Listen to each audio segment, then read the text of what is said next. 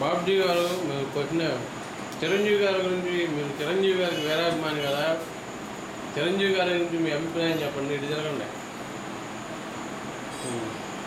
చెప్పండి. చిరంజీవి గారు చెప్పడానికి ఏముందండి, ఇప్పటి నుంచో ఆయన నమ్ముకున్నాను.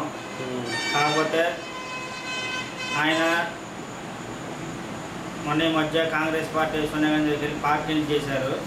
కాకపోతే ఒకటే అభిమానులందరూ సమావేశపరిచి 1-2 సార్లు ఏం చేద్దాం ఏంటని చేస్తుంటే బాగుండేదండి. కాకపోతే ఆయన నమ్ముకుని ఎంతోమంది, కొన్ని లక్షల మంది అభిమానులు ఉన్నారు. మరి ఈరోజు మా అందరి పరిస్థితి ఏంటండి? కాకపోతే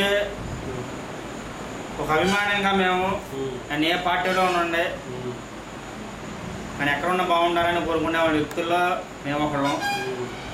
కాకపోతే నేను ఎప్పుడో చెప్పేవాడిని ఆయనకి రాజకీయాలు వద్దని చెప్పి, కానీ ఆయన పార్టీ పెట్టిన కొన్ని ఏళ్ళలోనే మళ్ళీ పార్టీని విలీనం చేశాడు.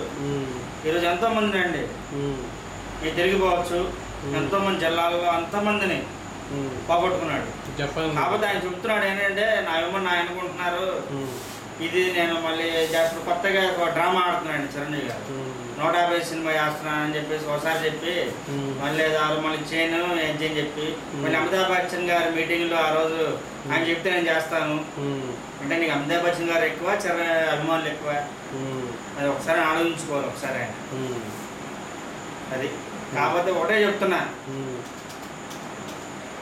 ఆయన అనే వ్యక్తి నేను ఒక అభిమానిగా చెప్తున్నానండి. ఇప్పుడు ఆయన కాంగ్రెస్ పార్టీలో కంటే మీ అభిమానులు కాంగ్రెస్ తరఫున నుంచి ఓట్లు వేస్తారా? ఏమండి, కాంగ్రెస్ తరఫున నుంచుంటే మీరు ఓట్లు వేస్తారా? నేనైతే ఏనండి ఓట్లు మొన్న ఏదో వేసా, ఎందుకంటే తప్పదు కాబట్టి. ఒక అభిమానిగా వేశారు, మా అభిమానిగా వేసాను ఓటు. ఈసారి అయ్యానండి, ఎందుకంటే మేము ఫస్ట్ మన టీడీపీయే. మొన్న మనసు చంపుకుని వేసాను నేను ఓటు.